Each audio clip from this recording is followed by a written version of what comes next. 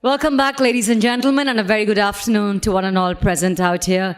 It's indeed a pleasure to welcome you all to the KWF Conclave 2026. And we're going to now move on to our next session, and the topic for this session is, can we have the slide, please?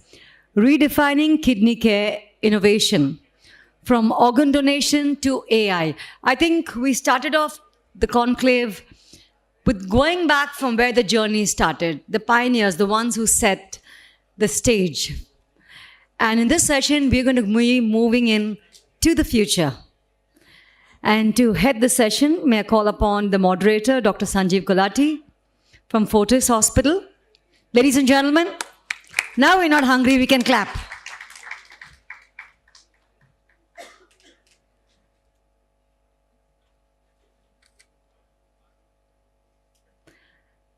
Dr. Gagandeep,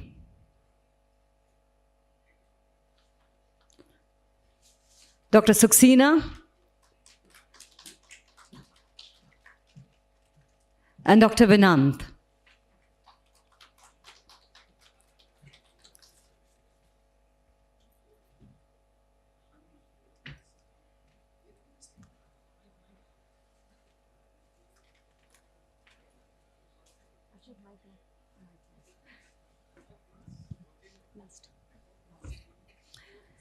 And Dr. Gulati, can I request you to kindly take over?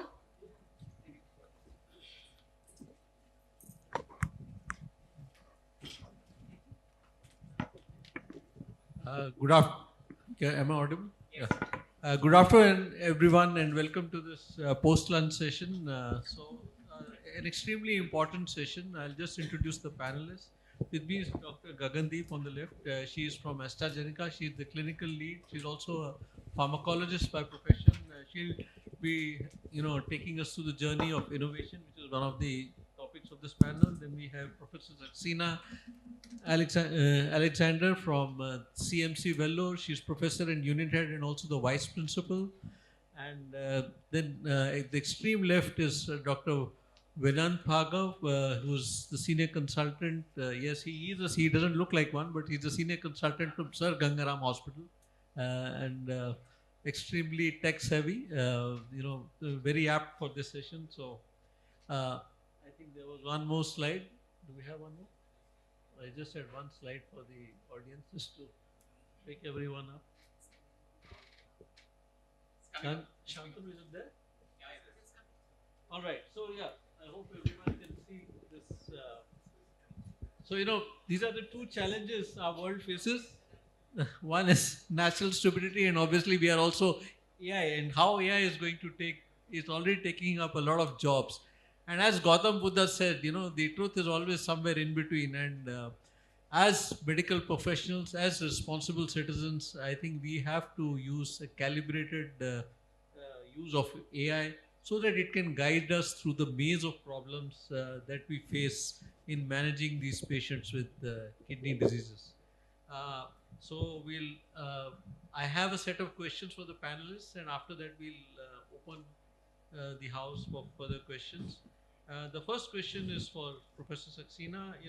We all know that there's a big gap, between demand and supply. Currently, at a very, very conservative estimate, the national requirement for kidney transplants is between 2 to 2.5 lakhs new patients requiring kidney transplants, whereas the actual number of transplants happening in the country is best pegged at around 12,000.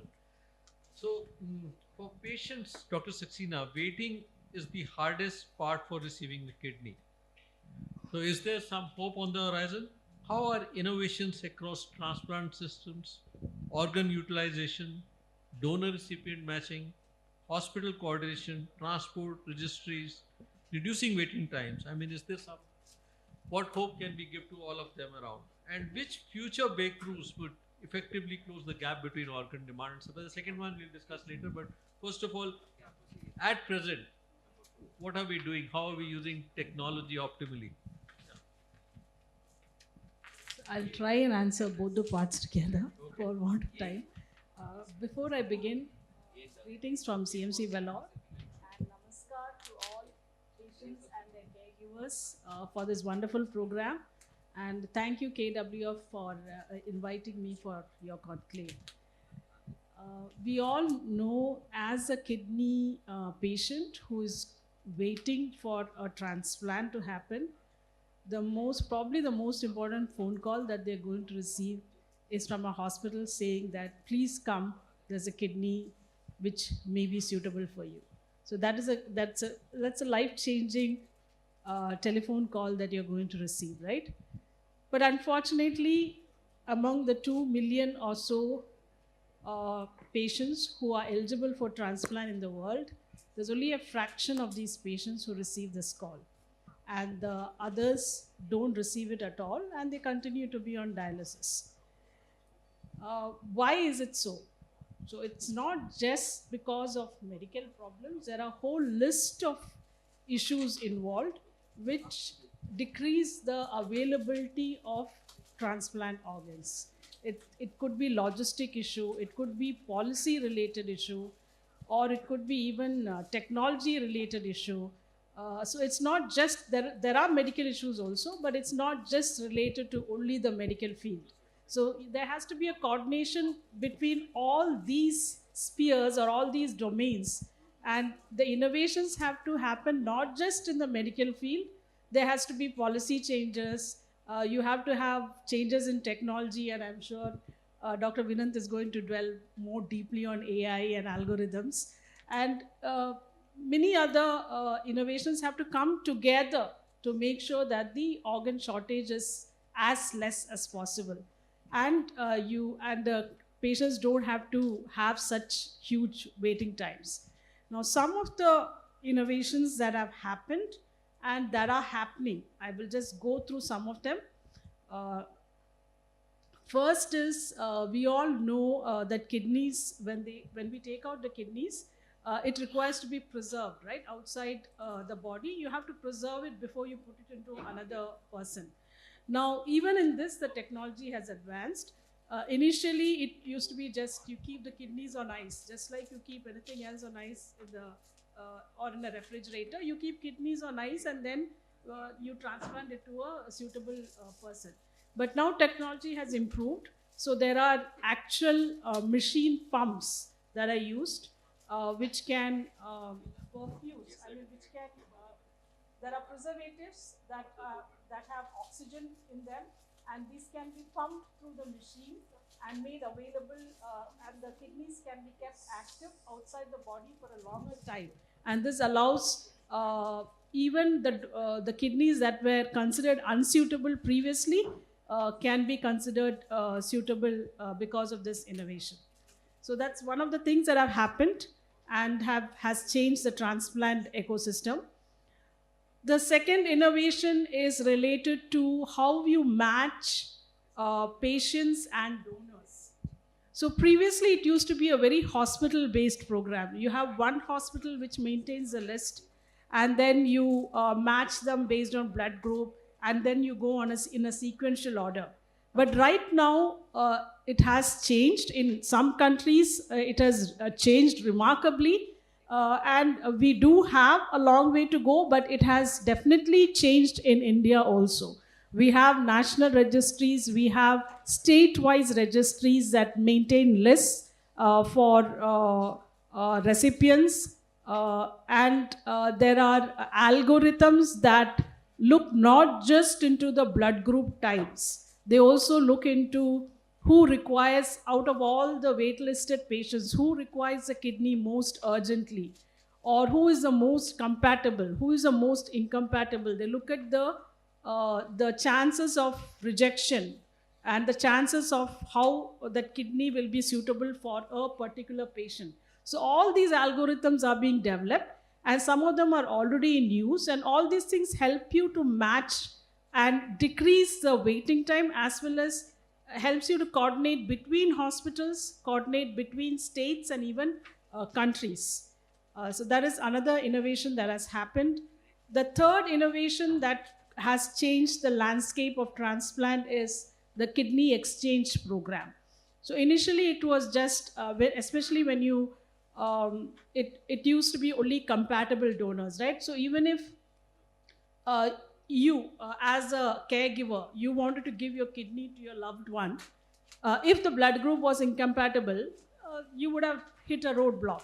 It's not possible to go ahead.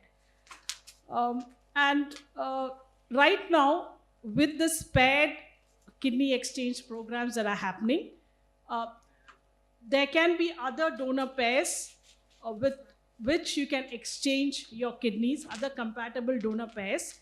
And this can even become a domino chain.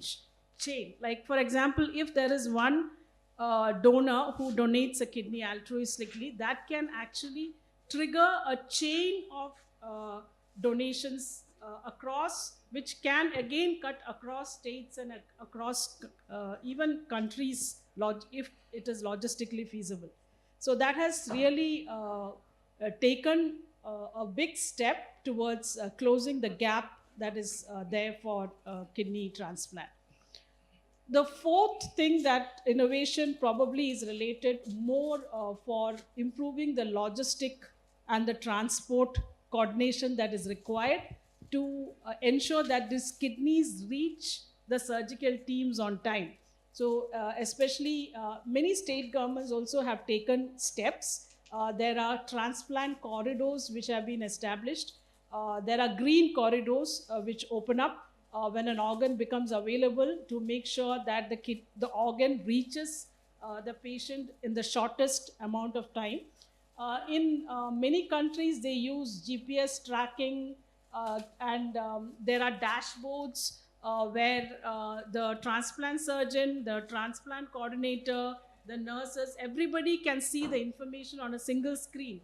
And this makes it easier for them to allocate as well as transplant organs. The next innovation is related to policy. This is right now not a policy in our country, but there are countries in the world where it is an opt-out policy for donation. Okay, so it is, the default is, if you die, you're an organ donor. That is a default for the citizens of that country. If you want, you need to opt out of that clause. Okay? We don't have that in our country, but that again is a policy which can really increase the organ availability and shorten the supply-demand problem. Artificial intelligence, I'm not going too much into it because that is Dr. Vinant will be dwelling into it.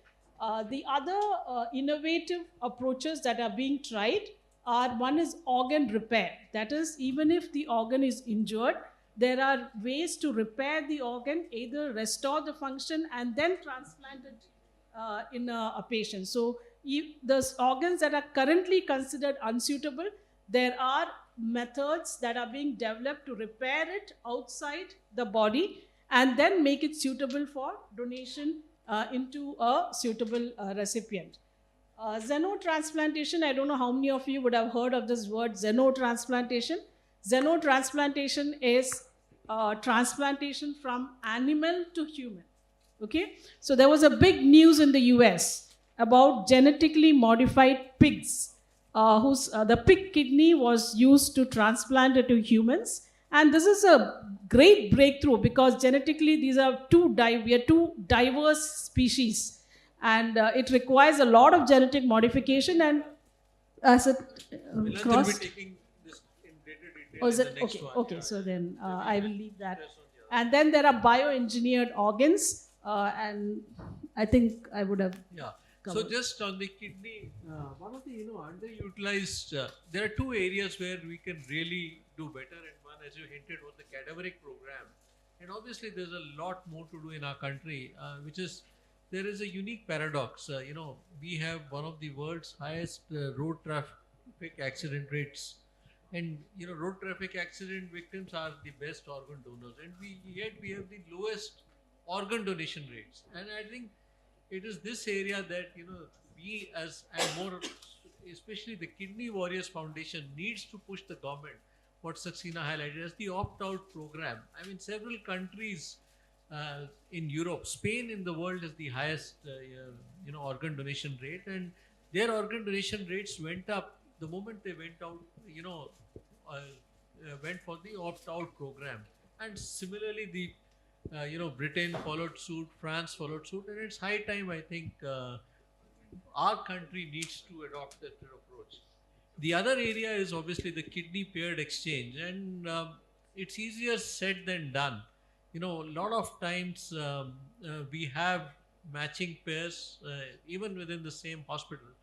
And here I'd like to, request one of our caregivers has come all the way from Srinagar to give a societal perspective as to what goes behind. When sometimes you don't find matching pairs, so even when you find, there are numerous roadblocks. So why don't you tell us? His father underwent a paired kidney exchange. So what was going through your mind? He is a gentleman. His father was from Srinagar. The other gentleman was from Uttar Pradesh. Obviously, different religions. Yeah, please tell. And at that point of time, their social backgrounds also mattered. Kashmir was going through a difficult phase. The other gentleman was an ex-army officer, to make things even more difficult. So these were the two families So what went through your? Just share your story so that everyone can learn from your experience. I must first introduce myself. Myself Wahid. I'm from Srinagar. Actually, my father was CKD patient. So the Dr. Gulati sir has advised him to go for transplant. Then we were that time suffering with lot of problems, like the daddy's health was getting worse by day. He was on dialysis. In fact, he was having some other issues like hepatitis. So that time my mother come forward and she said that she is willing to donate kidney. But her blood group was very different from what my father is having as of now. He was having B positive and other, and my mother was having obviously different A positive. A positive. Yes. Thanks for reminding me, sir. मैं भूल ही गया था. So that time एक ऐसा experience देखने को मिला जो बहुत ही रेयर है हमारी कंट्री में और हमारी सोसाइटी में. तो डॉक्टर साहब ने बोला कि हम ट्रांसप्लांट कर सकते हैं सेम ब्लड ग्रुप का, लेकिन वो स्वाइप होगा. तो तब स्वाइप मेरे लिए हम सब के लिए एक डिफरेंट एक्सपीरियंस, सुनने में ही डिफरेंट था, क्योंकि कल्चरल डिफरेंस थी, रिलीजियस डिफरेंस थी, और भी बड़ी सारी चीज़ें थी. तो फाइनली हम एग्री हो गए कि हमने कहा कि चलो जी हम स्वाइप ट्रांसप्लांट में जाएंगे. सो फाइनली हमने वो इनिशिएटिव ले लिया, और वहाँ से जो हमारी दूसरी फैमिली थी वो भी बहुत ही अच्छी थी, समझदार थे, अंडरस्टैंडिंग थे. तब हमारा लक्ष्य यही था कि पेशेंट्स की जान बचे. सो फिर फाइनली हमने वो ट्रांसप्लांट किया. 16 मार्च को 3 साल होने को है और सब ठीक है. मेरी मम्मी भी ठीक है जो डोनर रही कर्नल विजय साहब की. हाँ. तो और Mrs Usha, and he is also having no issue as of now. बहुत ही अच्छी है हमारा उनके साथ एक फैमिली कांटेक्ट, नहीं कहूँगा एक फैमिली ही है हम अभी. तो मेरा ये मशवरा रहेगा जो भी अभी डायलिसिस पेशेंट है, अगर उनमें कुछ ट्रांसप्लांट के लिए जाना चाहते हैं तो बेहतर रहेगा कि जाए. और जो भी उनके फैमिली में है वो अगर चाहे कि उनको डोनेट करे ऑर्गन, तो मुझे लगता है इससे बड़ा या और क्या होगा, ये तो जीवनदान ही होगा. और तो आपके सोसाइटी ने, आपके मतलब फैमिली, रिलेटिव्स, नेबर्स, उन्होंने इसको एक्सेप्ट किया या कुछ उसमें भी मुश्किलें आई? पहले तो बहुत मुश्किलें आई. हाँ. तो फाइनली उन्होंने भी फिर एक्नॉलेज किया कि आपने अच्छा डिसीजन लिया था. So they went through a lot. I mean, he's putting it very mildly, but I think it was a very courageous decision on their part, and at that point of time, yes, yes, उस time तो बहुत tough था. Finally, I'm thankful to you all. Yeah, so it's a win-win for for everyone, and I think this is one message that has to go out. And a lot of times we find that there are issues about gender, there are issues about age, there are issues about religion, and at that point, I think you have to trust your nephrologist. Ultimately, it's the kidney function that matters. Nothing else is more important than that. And no religion, is against organ donation. Yes, exactly. That's another. Thank you. Yeah, please. No, just in this case, ABO in the transplant was not No, certainly, madam, ABO incompatible transplant is possible, but his father has hepatitis C. And ABO incompatible transplant has two disadvantages: a higher cost and a greater side effects, risk of infection because of the intensive immunosuppression that we use. So ABO is not the treatment of choice. At any point of time, the paired kidney exchange scores over, ABO in all, despite the genetic match being not there. So that's a misconception that is widely prevalent. All right, so we move on to Dr. Vinant now. So he takes up this exciting field of xenotransplantation, which Dr. Saxena passingly mentioned. So, Vinant, how close are we to finding safe and ethical solutions to organ storage and xenotransplantation, artificial kidneys, and what breakthroughs or challenges could shape their real-world impact, especially for countries like ours? So xenotransplantation एक बहुत important concept है and I think we have to understand कि xenotransplantation, जैसे professor Saxena ने हमें बताया थोड़ी देर पहले, कि आप एक एनिमल का ऑर्गन यूज़ कर रहे हैं and you are going to transplant into a human body. तो ऑब्वियसली ये ऊपर God is not made such a system, so you create a system जिसके अंदर आप जो आप एनिमल ले रहे हो, which is the pig nowadays, उसको आप जेनेटिकली मॉडिफाई कर देते हो. उसकी आप जीन्स को नॉक ऑफ करके ह्यूमन जीन्स डाल के, ताकि जब उसका ऑर्गन आपकी बॉडी में आता है तो आपको रिजेक्शन ना हो. रिजेक्शन एक कॉन्सेप्ट होता है जिसमें जब दूसरा ऑर्गन आपकी बॉडी के अंदर आता है तो आपकी बॉडी उसको बाहर फेंकने की, उसको किल करने की कोशिश करती है. तो वो आप सप्रेस करते हो दवाइयों के साथ और जेनेटिकली मॉडिफिकेशन के साथ. पहले ही प्रोफेसर गुलाटी ने आपको बताया कि हमारे देश में बहुत एक समस्या है. हम 2 लाख से ऊपर ज़्यादा हमें ट्रांसप्लांट पेशेंट्स की ज़रूरत है, ट्रांसप्लांटेशन. उसमें से मुश्किल से 15,000 16,000 ट्रांसप्लांट हो रहे हैं, और ये सब इंक्लूड करता है disease donor as well as living donor. हमारे देश में लिविंग डोनर सबसे ज़्यादा कॉमन है. तो जीनो ट्रांसप्लांटेशन एक बड़ा एक्साइटिंग साइंस है. तो कहाँ से स्टार्ट हुआ है सारा कॉन्सेप्ट? ये कॉन्सेप्ट स्टार्ट हुआ है अमेरिका में, जब उन्होंने एक पिग लिया, उसको प्रिपेयर किया और 2022 में उन्होंने ट्रांसप्लांट परफॉर्म किया. अब जब भी कोई चीज़ ऐसे परफॉर्म की जाती है तो पहले वो एनिमल मॉडल में किया जाता है, पहले एनिमल टू एनिमल, फिर उसके बाद दिखाया जाता है कि इंसान में किस तरीके से किया जाए. तो जीनो ट्रांसप्लांटेशन का एक ही फ़ायदा है कि अभी तक वो इंसान में ट्राई कर लिया गया है. जो पहला ट्रांसप्लांट हुआ था वो सक्सेस उसने दिया 2 महीने का. नेक्स्ट ट्रांसप्लांट उसके 2 साल के बाद हुआ, उसने सक्सेस दिया 6 महीने का. तो ये एक साइंस है जो अभी भी इवॉल्व कर रही है. एंड जो ग्रॉस एस्टिमेट है कि जब तक हम इस साइंस को डेवलप करके लोगों को पूरी तरीके से फुल प्रूफ एक टेक्नोलॉजी दे पाएंगे, कम से कम 4 से 6 साल लग सकते हैं. ये हुई बात आपकी जीनो ट्रांसप्लांटेशन की. जीनो ट्रांसप्लांटेशन के अलावा बहुत क्वेश्चंस आते हैं पेशेंट्स की तरफ से जिनकी किडनीज ख़राब है, कि डॉक्टर साहब एक हमने सुना है आर्टिफिशियल किडनी. तो आर्टिफिशियल किडनी एक नया कॉन्सेप्ट है. एक प्रॉब्लम आर्टिफिशियल किडनी के साथ सिर्फ ये है कि उसके बारे में बोलबाल ज़्यादा है और उसके ऊपर रिसर्च अभी तक कम हुई है. तो अभी तक वो सिर्फ एनिमल फेज को ही पहुंचाया जा चुका है, कि मतलब एक स्पेशल टाइप का एक बायो रिएक्टर सिस्टम है जिसके अंदर एक हीमोफिल्टर होता है. हीमोफिल्टर मतलब ब्लड फिल्टर. सो ब्लड उस फिल्टर में जाता है और आगे जाके एक बायो रिएक्टर में जाता है. सो बायो रिएक्टर जो है वो एक सेल्फ पावर्ड यूनिट है, एंड उसको आप किडनी के सेल्स के साथ उसको पूरा कोट करते हैं ताकि एक मिनिएचर सी आपकी एक किडनी बन जाए जो आपकी बॉडी के अंदर इम्प्लांट कर दी जाए. तो अब ये जो अभी तक टेक्नोलॉजी आई है, अभी तक सिर्फ एनिमल्स में स्टडी की गई है, उसका सक्सेस रेट पूरी तरीके से पब्लिश नहीं किया गया है. और इसका भी यही एस्टिमेट है कि कम से कम 8 से 10 साल लगेंगे जिससे पहले कि हम ये प्रॉब्लम को सॉल्व कर सकें with an artificial kidney. Artificial kidney की सबसे बड़ी प्रॉब्लम ये रहेगी हमेशा कि आर्टिफिशियल किडनी, जब भी कोई आपकी बॉडी के अंदर कोई चीज़ डाली जाती है, जैसे हम जब डायलिसिस करते हैं, लोगों के अंदर हम एक डायलिसिस कैथेटर डालते हैं, तो डायलिसिस कैथेटर के अंदर भी आपने नोटिस किया होगा कि कई लोगों को उसके अंदर क्लॉट बन जाते हैं, कैथेटर्स इन्फेक्ट हो जाते हैं. तो उस तरीके से ये भी एक इम्प्लांटेबल डिवाइस है. तो इसमें किस तरीके से हम उसको क्लॉट फ्री रखेंगे बॉडी को पूरा टाइम, कि हम किस तरीके से ब्लड को पतला रखेंगे, बहुत बड़ी समस्या है. दूसरी समस्या ये है कि जो उसके अंदर जो मटेरियल यूज़ किया जाता है which is a bioreactor, that itself we will not know कि उसका जो बर्डन है हमारे पूरे नेचुरल लेवल के ऊपर वो कितने रहेगा, क्योंकि इट्स एन आर्टिफिशियल मटेरियल। जैसे प्लास्टिक के ऊपर आज कमेंट किया गया कि प्लास्टिक की बॉटल्स को हमको यूज़ नहीं करना चाहिए इससे पहले वाले सेशन में, उसी तरीके से इट्स इनर्ट मटेरियल, तो हमें नहीं पता कि क्या।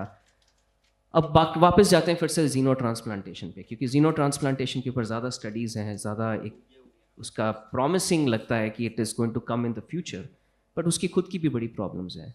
सबसे बड़ी प्रॉब्लम तो हम समझते हैं कि आप एक एनिमल को यूज़ करेंगे और एनिमल को आप उसको मॉडिफाई करेंगे और उसमें से ऑर्गन निकालेंगे और फिर एनिमल इंश्योर करना पड़ेगा कि एनिमल उसके बाद ठीक रहे। सो उसमें एथिक्स की बहुत बड़ी प्रॉब्लम है। अभी भी ये एथिक्स जो हैं उसका क्लियरेंस सिर्फ एनिमल स्टडीज़ के लिए अमेरिका में दिया गया है। कई सारी सोसाइटीज़ इसको शायद एक्सेप्ट ना कर सके, क्योंकि एनिमल का नेचर ही उस टाइप का है जो कई सोसाइटीज़ एक्सेप्ट नहीं करती हैं, विच इज़ अ पिग। दूसरी बात यह है, एनिमल्स के अपने खुद के बड़े सारे इन्फेक्शंस होते हैं, उनको जूनोटिक इन्फेक्शंस कहते हैं। तो ये जूनोटिक इन्फेक्शंस किस तरीके से मॉडिफाई होंगे जब दूसरे की बॉडी के अंदर आएंगे, और दूसरे की बॉडी के अंदर वैसे भी इम्यूनोसप्रेसेंट्स यूज़ किए जाएंगे, क्योंकि अगर आप इम्यूनोसप्रेसेंट्स मतलब समथिंग जो इम्यूनिटी को सप्रेस करता है, ये दवाइयाँ होती हैं जिसके साथ हम फॉरेन ऑर्गन को एक्सेप्ट कराते हैं एक रिसिपिएंट की बॉडी के अंदर। तो किस तरीके से वो इम्यूनोसप्रेसेंट्स पुरानी इन्फेक्शंस को और बढ़ावा देंगे, इसके बारे में भी बहुत सोच विचार करने के बाद ही ये टेक्नोलॉजी कहीं आगे बढ़ेगी। तो आई थिंक अगर हमने कुछ बात करनी है फ्यूचर की, तो it should be xenotransplantation, लेकिन उसके साथ बहुत सारे एथिकल फीचर्स जुड़े हुए हैं, बहुत सारी कड़ियाँ जुड़ी हुई हैं जो अभी तक हम डिसाइफर नहीं कर पाए, अभी तक तोड़ नहीं पाए। जब तक वो नहीं आएगा तब तक I think we have to work towards using diseased organs for transplantation। जैसे संकरन सर ने थोड़ी देर पहले बताया था कि जब उनके पास एक ट्रांसप्लांट पेशेंट आता है और ट्रांसप्लांट करके आता है, तो वो ये कहते हैं कि तुमने अपने बाकी के ऑर्गन्स जब तुम जाओगे किसी को डोनेट करके जाओगे। तो उस तरीके से आई थिंक इट्स 1-to-1। जैसे यहाँ पे एक कैनेडियन सिटीजन ने बोला कि he fought and it was a patient who fought for his rights. So similarly, a patient has to tell other patients and to other patients and create a chain जिसके साथ ये सब possible है। And I think Kidney Warrior Foundation का इसके अंदर बहुत बड़ा रोल रहेगा in which they can get gatherings of this sort and spread the message. And in the same vein, that some therapies are very popular on the social media. And what about stem cells? Because there are patients who have come to us spending lakhs of rupees on stem cells. So when are what's your take on stem cells? सो stem cell एक ऐसी एक और therapy है जिसका अभी तक कोई खास निष्कर्ष अभी तक निकला नहीं है। People have use stem cells in various parts of the world. we've also tried to dig into using stem cells as a technology, जिसके साथ स्टेम सेल के साथ वो टेक्नोलॉजी के साथ आप बेसिकली एक प्लेटफॉर्म प्रोवाइड कर रहे हो जिसमें जब आप ट्रांसप्लांट करोगे किसका, उसके दो तरीके होते हैं। स्टेम सेल का फर्स्ट तरीका ये है कि अगर ऑर्गन रीजनरेशन में उसका कोई काम है, कि किसी का ऑर्गन अगर सपोज ख़राब हो रहा है तो आप स्टेम सेल्स यूज़ करके उसको रीजनरेट करा सकते हैं, नहीं करा सकते, जिसके अंदर बहुत ज़्यादा कोई सक्सेस नहीं है अभी तक। दूसरा स्टेम सेल का जो रोल है वो आता है ट्रांसप्लांटेशन के अंदर, और उसका सबसे इंपॉर्टेंट रोल ट्रांसप्लांटेशन में ये रहता है कि अगर आप एक सिचुएशन क्रिएट कर दो जिसके अंदर इम्यूनिटी रिड्यूसिंग मेडिसिन को आप कम करके एक्सेप्टेबिलिटी को इम्प्रूव कर दो, तो that has a good role. Stem cell का बहुत अच्छा रोल रहा है in cancer therapies, other therapies, but in terms of kidney transplantation, हमारे देश से भी कुछ papers हैं, but there has not been too much of very exciting news. There has been complications associated with this therapy. So next question is for you, Professor Saxena. Now, we move away now to chronic kidney disease. So, what are the newer innovations that are there for slowing CKD progression, improving dialysis?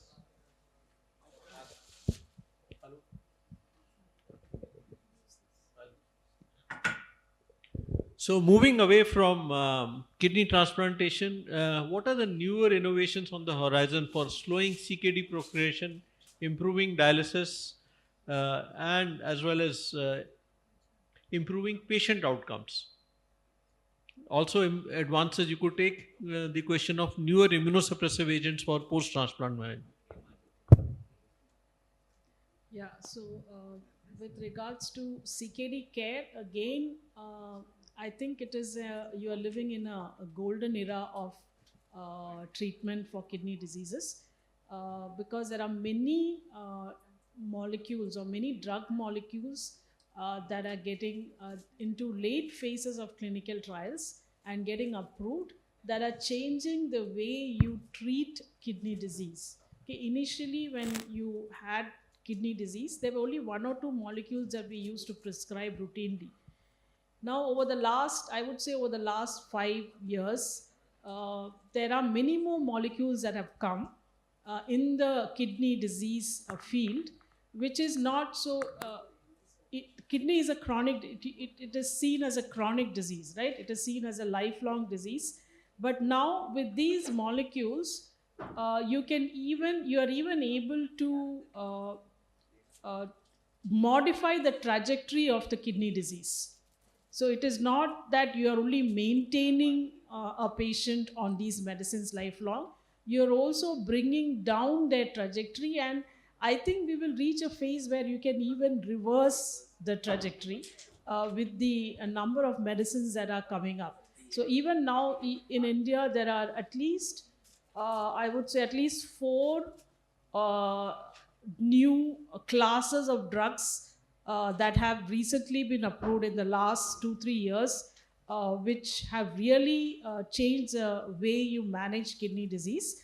I'm not going too much into the medical terms because anyway it will not be useful for you. But if you can get in touch with your treating nephrologist, they will make you aware of these new classes of drugs that have come. Some of the drugs I can tell you are drugs like dapagliflozin and empagliflozin, which is one drug class. There's another drug class which is spironolactone and the others. Then there's another drug class which is given for both diabetic and kidney disease patients. And there are a few such very promising therapies that have come up. So we are not just looking at treating a chronic condition, we are looking at modifying the biology of the disease. Okay, we are looking at a very these drugs act at a very biological stage. The other things with regards to dialysis, again, many people have talked about peritoneal dialysis and home hemodialysis is becoming popular. So with technology as well as with the use of AI, these machines are becoming more efficient. You can use them 24/7 at home, or your work-life balance improves on using these machines rather than coming to the hospital and being connected to a machine 3 times a week. These are machines that you can run at home and you can plug in and plug out of it whenever you as your lifestyle dictates, and you can go ahead with whatever work you are having. Your energy levels are better. It improves because it is a continuous system where you through the night you can be plugged in. It really improves your cardiovascular health also over the long time, compared to just going to a hospital 3 times a week and then getting plugged into a machine which will only give you dialysis for 3 to 4 hours maximum. So these are some of the main innovations. We are also having stem cell, has already been touched upon. We have stem cells in dialysis also. You have these dialysis membranes that are coated by stem cells and coated by actual living kidney cells that help in removing the toxins more efficiently rather than just a plastic membrane that is there. There are kidneys that are being grown in lab. Okay, so all of you are keen. The diamond lovers here know that there are lab-grown diamonds, right? So now there are lab-grown kidneys which are happening, where you use a stem cell and you grow an organ out of it. And these are all in late phases of trial. It has not come into the mainstream clinical arena, but these are all very promising therapies that has a potential to transform kidney health.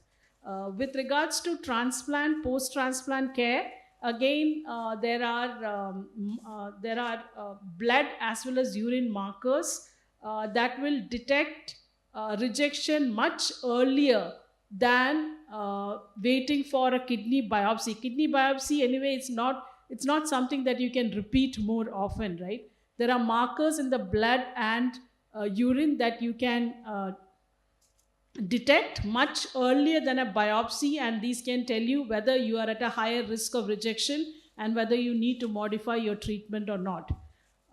Also, there are a lot of other treatments like stem cell which can increase your tolerance to these medicines and to the grafted kidney, and it can bring down the medicines as well as the rejection rates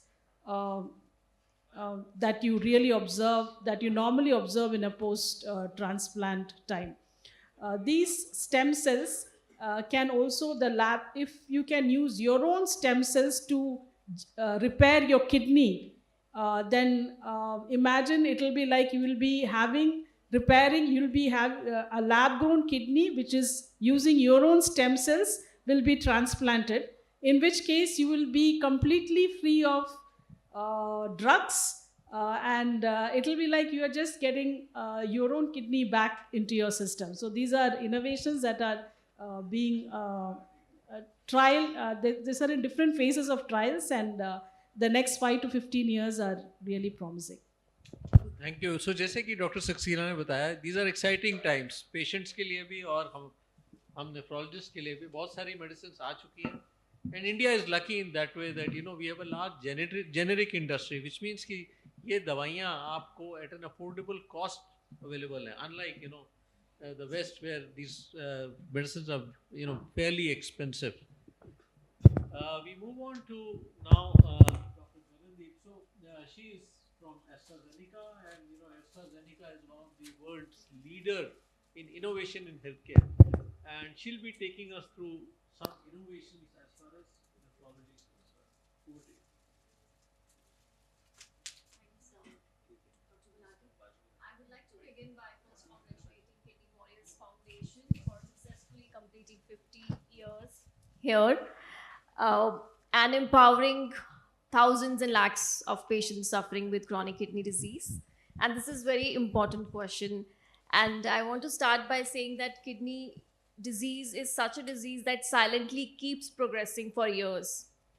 And today, science has finally, catching up with the disease, and we have tools today which not only treat chronic kidney disease, but they also delay the progression and help patients to preserve their kidney functions for longer. So at AstraZeneca, our North Star is very simple. We want kidney patients to live longer, healthier lives, and we are going to do that by supporting them, delaying their kidney damage, preventing their heart, protecting it, and ensuring they have less to minimal, emergency visits. And it is more relevant in countries like ours, India, because here the chronic kidney disease is getting diagnosed very late, right? Which puts the families, the patients at risk of multiple health complications and financial strains. So when we talk of innovations, as an organization, we are committed and focused in the area of kidney care, and we are working largely on the 4 major pillars. Today, if you go back to a decade or so earlier, the kidney care was largely managing blood sugar and blood pressure of these patients. But now we have very specific targeted therapies already highlighted by Dr. Suchina, SGLT2 inhibitors, which have clearly shown that these drugs can slow the further decline of kidney functions. They also reduce cardiovascular events in these patients. Then there was mention of MRAs, good innovations, GLP-1 receptors. But I would be talking about the very recent innovations that we are working upon and what is coming in the future. So one of the very latest innovation is around that AstraZeneca has worked upon is around a complication of kidney disease, which is hyperkalemia. We all knew about it, and while having the lunch, we saw some of the food dishes. There was a special mention that it is low in potassium, and we know keeping potassiums normal is how critical in CKD patients. So hyperkalemia, we know, is a complication, right? And we know that it's not just because of the disease, but also the life-saving drugs which are used in these patients, which protects the kidney, they have it as an adverse event. And for years, hyperkalemia has been a major barrier to the use of these drugs in these patients. So now we have solutions, novel potassium binders, which can really help patients to continue with their life-saving therapies, and they take care of the potassium. So this is what is already there, but what is coming up in the next 5-10 years is something which we'll quickly talk in another 2 minutes. So first area where next generation of innovations we are working upon is, developing molecules which would be addressing new pathways like endothelial receptor inhibitors. So here we have drugs like zibotennin, who alone or in combinations will specifically help kidney patients who are suffering with sustained proteinuria and who need additional kidney protection. Another very important target that is under research is next generation non-steroidal MRAs, which will further take care of inflammation and fibrosis alone and in combinations and could be game changer. Third, which again seems to be a very progressing target, is aldosterone synthetase inhibitors. So here we have a molecule baxdrostat, which alone or again in combination with SGLT2 inhibitors can really reduce the production of aldosterone, which is considered to be one of the main culprits for resistant hypertension, and it also is responsible for causing kidney damage in the long run. And I strongly believe that these all newer innovations will be built up on the current standard of cares, and they will help our patients live longer lives, healthier lives. And when we talk of these innovations, what actually it means to the patient is that they are going to have better kidney functions for longer years. They're going to have better quality of life. They will have less emergency visits, hospitalizations, and probably they will have many years before they get into dialysis or need of a transplantation.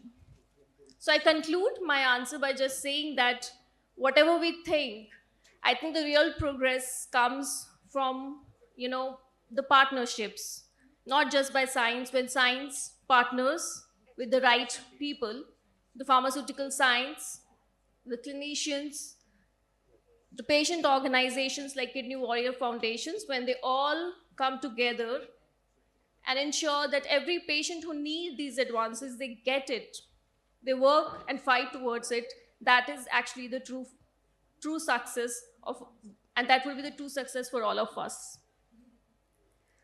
Thank you. Thank you, Dr. Gagandeep. Dr. Saxena has a flight, so I'd like to thank Saxena for coming all the way from Vellore and participating. Thank you once again. We'll continue our session meanwhile. We now move to AI. AI has been in the news for all the reasons over the last few weeks, how it has transformed our stock market, various companies, including the war, as we see, is AI driven. But Vinod, where is healthcare as far as AI is concerned? And how do you see the newer innovations in AI driving improvements in healthcare utilization? So what is AI? AI का मतलब हुआ artificial intelligence. So how does intelligence become artificial? So any intelligence which is non-human is called as artificial intelligence. यहाँ पे कितने लोग हैं जो लोग chat GPT यूज़ करते हैं? Just put your hands up. Oh, very nice. And how many people are here जो सिर्फ patients के लिए हैं, जो chat GPT के साथ अपनी reports का interpretation देखते हैं? और कोई नहीं देखता? Just one. That is not true because we don't trust you. So anyway, so artificial intelligence जब यूज़ किया जाता है, chat GPT के साथ synonymous उसको रखा जाता है कि chat GPT is something that runs faster than the human mind. So if you've ever used a chat GPT and you try to characterize कि किस तरीके से यूज़ किया जाता है, आप जब उसमें टाइप करते हैं ना, वो थोड़ी देर के लिए सोचता है. वो इतनी देर सोचता है जितनी देर में आप सोचते हो और आपको इन्फ्रेंस देता है उसकी. वो इन्फ्रेंस जो होता है, that's a conglomerate of a lot of human minds put together, और उसके साथ वो एक आपको इंटरप्रिटेशन देता है. तो इट सीम्स कि आर्टिफिशियल इंटेलिजेंस जो है वो कई ह्यूमन माइंड्स को रीड करके, आपके बिहेवियर को रीड करके, दूसरे इंसानों की डिजीज़ को रीड करके आपको एक इन्फ्रेंस देता है। वो इन्फ्रेंस आप यूज़ करते हैं, आप यूज़ कर भी सकते हैं, आप ना भी यूज़ करें, लेकिन इसको हेल्थ केयर में हम कैसे यूज़ करें ताकि आपके फ़ायदे के लिए हो। बिफोर दैट एक आपको एग्जांपल देता हूँ। मेरा एक बड़ा क्लोज फ्रेंड, उसने ChatGPT में अपनी रिपोर्ट सारी अपलोड करी एंड उसका फ़ोन मेरे को एग्जैक्टली 15 मिनट के बाद आ गया।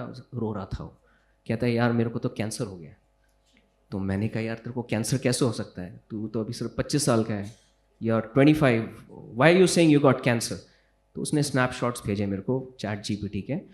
There were a couple of parameters which have been identified to be high in patients with some kind of cancer.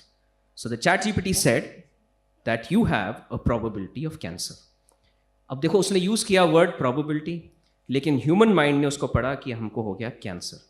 So artificial intelligence को किस तरीके से यूज़ करना है हेल्थ केयर में is a very big challenge, because उसके लिए भी आपको एक बेसिक इंटेलिजेंस चाहिए। हम कैसे यूज़ करते हैं आप अपने हेल्थ केयर के अंदर? आर्टिफिशियल इंटेलिजेंस के अंदर आपके 3 मॉड्यूल्स होते हैं। एक तो उसके अंदर डीप लर्निंग मशीन्स होती हैं, there are algorithms which are fed into it. तो डीप लर्निंग मशीन्स क्या होती है? They are learning on daily basis each and every second with each and every response that you're giving on the internet। मतलब आप में से सारे के सारे आर्टिफिशियल इंटेलिजेंस को पावर कर रहे हैं on daily basis every day. Hospitals में किस तरीके से आर्टिफिशियल इंटेलिजेंस आजकल इंटीग्रेट हो रहा है? It's very interesting to understand कि there are 2 ways in which the hospitals are benefiting। एक होता है चैटबॉट्स। चैटबॉट्स का मतलब ये है कि आप गए, आपको कुछ प्रॉब्लम हुई, लेकिन आपको यही नहीं समझ आया कि आपने किस डॉक्टर के पास जाना है। तो आप एक जनरल मशीन के पास गए, आपने अपनी उसमें रिपोर्ट्स डाली या उससे बात की है, उसने आपको बता दिया कि आपने यहाँ जाना है। So that's a very intelligent feature. So you can probably have somebody who is little bit more understanding than somebody who is sitting on the counter, जो 10 पेशेंट से बात करने के बाद 11वें पेशेंट को कहीं और ही भेज दें। तो मतलब आपको एक कंसिस्टेंट उसमें से एक रिस्पॉन्स मिलेगा from a chatbot. Second way किस तरीके से यूज़ होता है कि अगर जैसे हम पेशेंट्स देख रहे हैं और हमें कई पेशेंट्स के अंदर कुछ फीचर्स जो हैं हमने साइडलाइन कर दिए कि हमने देख लिए, लेकिन हमने कहा कि हमें नहीं पता कि इसका कोई फ़ायदा होने वाला नहीं वाला। अब ये आर्टिफिशियल इंटेलिजेंस का अंडरस्टैंडिंग इस तरीके से होती है, वो समझता है कि ये चीज़ ये डॉक्टर मिस कर सकता है और वो उसको एक प्रॉम्प्ट दे सकता है और उसको बता सकता है कि आगे जाके इस पेशेंट के साथ ये प्रॉब्लम्स हो सकती हैं। अब उस प्रॉब्लम में से an intelligent doctor can pick up and tell you कि हमारी इस सिचुएशन में ये प्रोबेबिलिटी है और इस तरीके से आपको ट्रीट करेंगे। तीसरा इंपॉर्टेंट चीज़ which is coming up in the future is called as twin mirroring. Twin mirroring का मतलब ये है कि सपोज आपको क्रॉनिक किडनी डिजीज़ है, आपको किडनी डिजीज़ होगी, आपका क्रेटिनिन 3 के आसपास है, लेकिन आपको ये नहीं समझ आ रहा कि 3 क्रेटिनिन के साथ आपका फ्यूचर क्या है। तो आप क्या करेंगे? ये टेक्नोलॉजी को यूज़ करके आप अपनी ड्रग्स को डाल के, आप अपनी कोमॉर्बिडिटीज़ की, आपको डायबिटीज़ है, ब्लड प्रेशर है, हार्ट डिजीज़ है, फैमिली में कुछ था या नहीं था, आपके यूरिन के अंदर कितना एल्ब्यूमिन है, वो सब कुछ डाल के you can get a predictability, a rough predictability कि किस तरीके से आपका ये डिजीज़ प्रोग्रेस करेगा। दूसरा, आपको जिस तरीके से आप अपने दवाइयाँ लेते हैं और आप अपनी प्रोग्रेस डालते रहते हैं कि मेरा ब्लड प्रेशर इतना हाई था, इतना लो था, वो आपके ट्रैकिंग सिस्टम से आपके शुगर्स भी ट्रैक कर रहा है, आपका ब्लड प्रेशर भी ट्रैक कर रहा है। वो आपको ये भी बता सकता है कि आपका जो आपका पर्सनालिटी है और जिस तरीके से आप इस दवाइयों को ले रहे हैं, आप कितनी देर में प्रोग्रेस करके आगे बढ़ेंगे। चौथा, आप ये भी कर सकते हैं कि आप 2 डॉक्टरों की दवाइयाँ लिख के साइड बाय साइड फीड कर दें और देखें कि आपका आउटकम क्या होगा। तो वो आपका एक ट्विन बना देगा कि आज से 5 साल के बाद अगर आप ये दवाइयाँ लोगे और ये आपका बिहेवियर है तो आपका आउटकम क्या रहेगा। आप ये दवाइयाँ ले रहे हो उस डॉक्टर से तो आपका आउटकम क्या रहेगा। तो एआई का हेल्थ केयर सिस्टम के अंदर ये कुछ एडवांटेजेस हैं। बट एआई क्या चीज़ है? एआई को समझना ही एक बहुत बड़ी एक चीज़ है। You can't just use AI as a common man and understand medical concepts with AI. तो हमेशा जब भी एआई को हम पावर करते हैं किसी चीज़ के साथ, वी हैव टू अंडरस्टैंड कि उसको किसी आदमी जिसको एआई को समझना आता है और उसके अंदर से उसको डिसाइफर करना आता है, उसी को ही यूज़ करना चाहिए। So AI is very challenging sir, I think in the future, because here आपका अक्यूट किडनी इंजरी जिसमें एकदम से आपकी किडनी शट डाउन होने वाली है, आपको पता ही नहीं है कि आपके फादर एडमिटेड है और उनकी कोई सर्जरी होनी है, आपको यही नहीं पता कि आगे जाके क्या होना है, तो the systems can pick it up and predict कि ओके ये है जिनका सर्जरी हुआ है, 10 में से 2 पेशेंट ऐसे हैं, इनको किडनी इंजरी हो सकती है। जिनको CKD है वो भी पता चलता है। ट्रांसप्लांट में तो खैर AI काफ़ी आगे निकल गया है, जैसे इन्होंने बताया कि how to select donors, specially यहाँ क्वेश्चन एक था कि ABO compatible versus paired transplant. Paired का मतलब आप मिक्सिंग कर रहे हैं, ABO कंपैटिबल मतलब आप ब्लड ग्रुप के अगेंस्ट कर रहे हैं। So now the AI software is learning on daily basis from different modules, from different chatbots, and it is telling you now, it can predict कि अगर suppose A का pair हुआ B के साथ तो उसका आउटकम क्या होगा, लेकिन A का पेयर अगर C के साथ हुआ, D के साथ हुआ तो शायद थोड़ा सा बेटर होगा। तो ह्यूमन इंटेलिजेंस तो यही मानती है कि A का B के साथ चल जाएगा, बट आपको ये मशीन जो है, लर्निंग जो है, डीप लर्निंग सिस्टम्स जो है, वो आपको अब प्रिडिक्ट कर पाएंगे और बता सकते हैं कि आउटकम क्या है। अर्ली प्रिडिक्शन ऑफ रिजेक्शंस हो सकते हैं ट्रांसप्लांट सेंटर्स के अंदर, जिनका एकदम से ट्रांसप्लांट हुआ है, पहले 7 दिन के अंदर जिसके रिजेक्शन होते हैं और उनको अर्ली पिकअप कर हम करते हैं तो उनका आउटकम्स मच बेटर होता है। So these are the ways in which AI is coming up very very interestingly. So these are indeed exciting times. I mean, for all of us. But a word of caution. AI will not replace doctors, but yes, doctors with AI will replace doctors who are not using AI. So please don't trust your healthcare, as was beautifully brought out by Vedant. But yes, we all as medical professionals, need to adapt to AI quickly. I think that brings us pretty much to the end of this session. If there are any questions from the house, कोई आप कुछ सवाल पूछना चाहेंगे हमारे expert panelists को, you are most welcome. If not, then we call this session to a close. And once again, I'd like to thank Kidney Warriors Foundation for this excellent conclave. It's indeed, one of its kind experience, for the first time bringing together all the healthcare professionals, the patients, and the pharmacological community on a single platform, so that we can together take steps to improve our future. Thank you.